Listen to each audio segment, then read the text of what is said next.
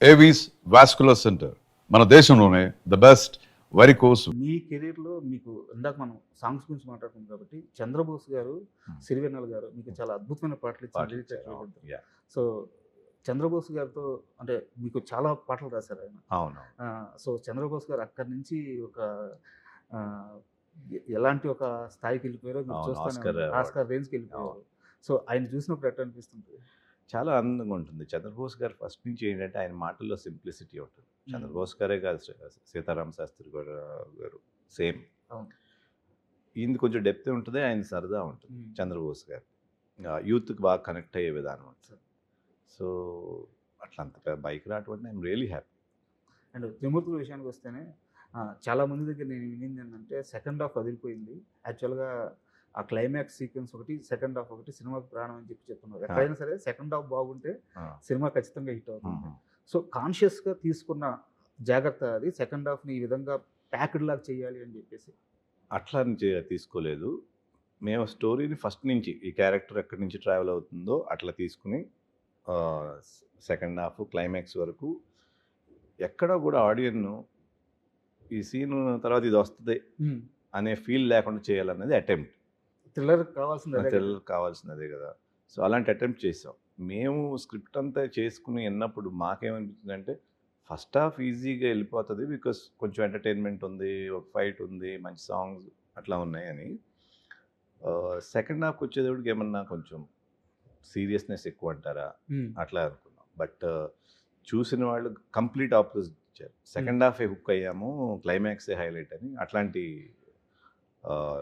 Feedback వచ్చింది transfer త్రిమూర్తి. So అది మేము ప్లాన్ చేసింది కాదు, మేము స్టోరీగా చేసుకున్నాం. కానీ ఫస్ట్ హాఫ్ బాగుంటుందా, సెకండ్ హాఫ్ బాగుంటుందా, ఏది బాగుండాలనేది మేము ప్లాన్ చేస్తున్నాం కాదు. ఓవరాల్ స్టోరీ ఇంట్రీగింగ్ ఉండాలి, ఆడియన్ నెక్స్ట్ ఏంటి అనేది గ్రిప్పింగ్గా వెళ్ళాలనే యాంగిల్లో చేసింది తప్పితే ఆడియన్ ఎక్కడిది చేస్తాడని మాకు భయం ఉంటుంది కదా. మనం ఎంత చేసుకున్నా కూడా సెకండ్ హాఫ్ ఏమనుకుంటాడో, ఆడియన్ ఎలా పర్సీవ్ చేస్తారు, ఒక్కోసారి సినిమాలు చాలా హెవీగా అంటారా, అట్లా లేకుండానే చేసాం. అయినప్పటికీ ఏది ఎట్లా రిసీవ్ చేసుకుంటారు అనేది ఆడియన్స్ మనకు తెలియదు కదా. సో అండ్ ఈ సినిమాలో చాలా బ్యూటీగా అనిపిస్తుంది అంటే క్యారెక్టరైజేషన్ కానిస్టేబుల్గా తీసుకోవడం. ఎందుకంటే ఒక కంబ్యాక్ ఇచ్చే తర్వాత నేరుగా ఒక పెద్ద స్థాయి క్యారెక్టర్ రాసుకొని ఒక్కసారిగా ఒక మాస్ యాక్షన్ అలా తిప్పకుండా ఒక కానిస్టేబుల్ స్థాయి వ్యక్తి తనకు వచ్చిన కాన్ఫ్లిక్ట్ని ఎలా సాల్వ్ చేసుకుంటూ వెళ్ళాడని చెప్పడంలో ఒక బ్యూటీ ఉంటుంది. అవును. సో ఈ డిసిషన్ ఎలా తీసుకున్నారు సార్? ఈ డెసిషన్ ఎందుకు తీసుకున్నామంటే నేను ఆఫ్టర్ లాంగ్ టైం వస్తున్నా, ఫస్ట్ ఫ్రేమ్లోనే ఆడియన్ నాతో కనెక్ట్ అవ్వాలి. ఇది కాన్షియస్గా తీసుకుంది. రాగానే వీడు ఎన్కౌంటర్ స్పెషలిస్టు లేకపోతే ఒక ఎస్ఐ క్యారెక్టర్ దిగంగానే డైనమిక్ అట్లా ఉండకూడదు.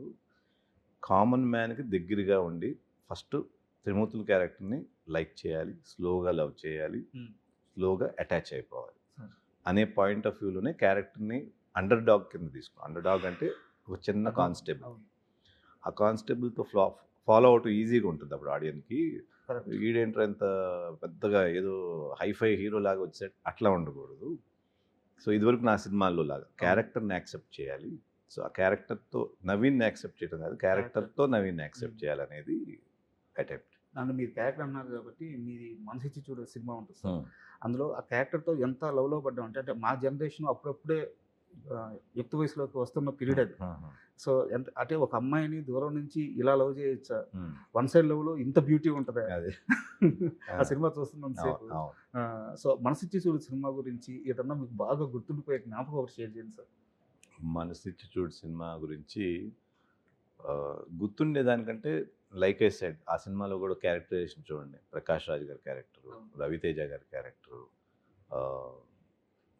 సుహాసిని గారి క్యారెక్టర్ అన్నీ ఒక మన ఇళ్లల్లో ఉన్న ఒక రియలిస్టిక్. నా ఫాదర్గా చేసిన వెంకటేశ్వరరావు గారి క్యారెక్టర్, నా క్యారెక్టర్ అవునండి. ఇప్పుడు ఫాదర్ అంటే భయపడుతూ కొంచెం జాగ్రత్తగా ఉండే and the whole thing has ఎర్తీనెస్.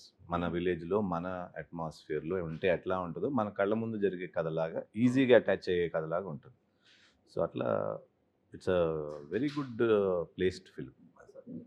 And దాంట్లోనే బోడి చదువులు వేస్ట్ అని చెప్పి ఒక సాంగ్ రాశారు సిరివెన్నెల గారు.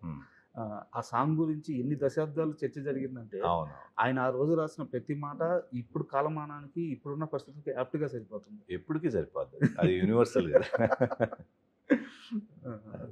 అండ్ త్రిమూర్తుల సినిమాకి మీరు ప్రొడ్యూసర్గా కూడా బాధ్యతలు తీసుకున్నారు సార్.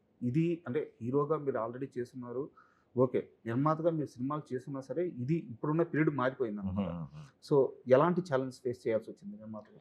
ఛాలెంజెస్ ఏం లేవు నిజంగా అయితే, సార్. ఎందుకంటే టీం అట్లా కుదిరింది.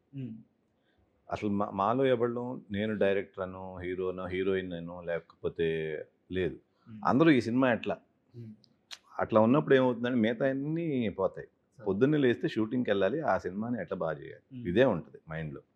అలా ఉన్నప్పుడు ఇంక ఛాలెంజెస్ ఏముంటాయి? అంటే ఆయన స్క్రిప్ట్ ప్రీ డిఫైన్డ్గా ఉంది, సార్. ఇది బౌండెడ్ స్క్రిప్ట్తోనే వచ్చాం మేము. సో అందరికీ అన్నీ తెలుసు, అందరికీ రీడింగ్ ఇచ్చాం మొత్తం యూనిట్కి. సో వాళ్ళకి ఏంటంటే ఎవరికాళ్ళు నేను చేయాలి బాగా. ఇప్పుడు మీరు చెప్పినన్ని వర్క్లో సరిగ్గా సాగిపోవడానికి పర్ఫెక్ట్ ప్యాటర్న్ అది. బట్ నేను అడిగేది ఏంటంటే ప్రొడక్షన్ కాస్ట్ చాలా పెరిగిపోయింది. ఎస్, కాస్ట్ పెరిగిన మాట వాస్తవం, చాలా పెరిగిపోయింది. బట్ అట్లా ఉంది, ఏం చేయాలి. సో సిద్ధమై దిగారు. సిద్ధమైంది. అండ్ బ్యూటీ ఏంటంటే ఓటీటీ అసలు చాలా ముందు క్లోజ్ చేసేసారంట.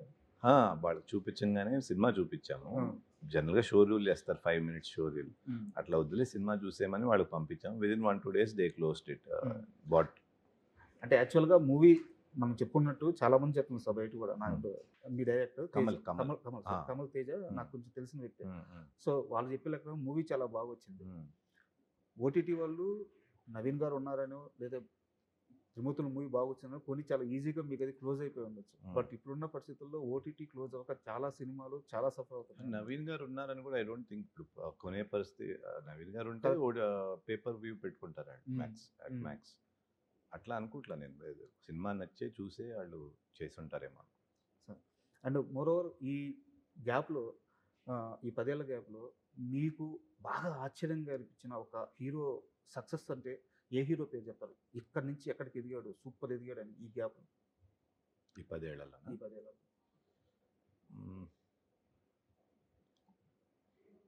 అల్లు అర్జున్. ఎందుకంటే పుష్ప ఎక్స్పెక్ట్ చేయలేదు కదా అంత బ్లాస్ట్ అవుతుంది. ఇప్పుడు బాహుబలిలో ప్రభాస్ గారిది ఎక్స్పెక్టెడ్, వాళ్ళు తీసిందే పెద్ద స్కేలు, గ్లోబల్ మూవీ కిందే తీశారు. అండ్ ఎనీవేస్ అలాంటి ఎక్స్పెక్టేషన్ కూడా ఉంది రాజమౌళి గారి మీద.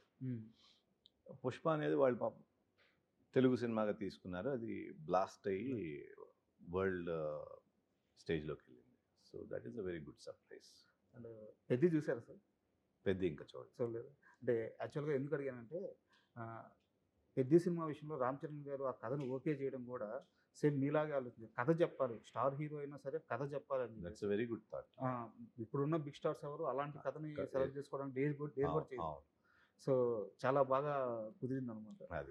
సో నెక్స్ట్ మీ ప్రయత్నాలు ఎలా ఉండబోతున్నాయి? ఇలాంటి కథ చెప్పే మార్గంలోనే ఉండబోతున్నాయా? మోస్ట్లీ అదే ఉంటుంది సార్. అలా చేయాలని ఉంది, చూడాలి మనకి ఎట్లా ఇది వస్తుంది సార్.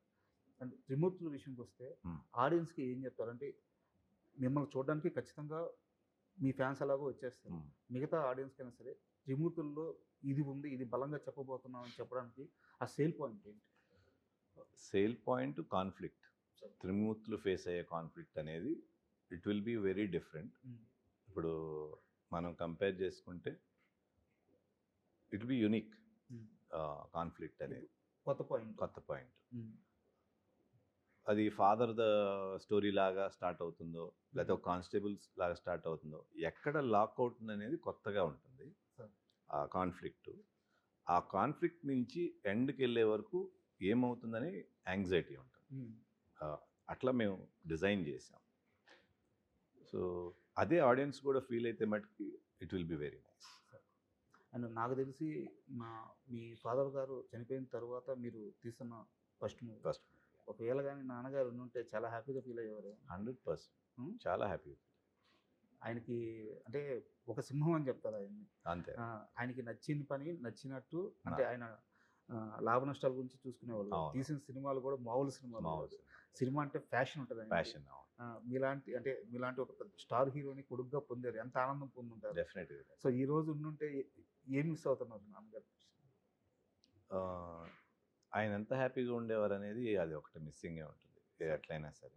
అంటే సినిమా అవుట్కమ్ అనేది ఇంకా ఆడియన్స్ చెప్పాలి, బట్ ఈ సినిమాని ఇట్లా తీసావు నువ్వు అనేది ఆయన చూస్తుంటే ఇంకా బాగుండేది.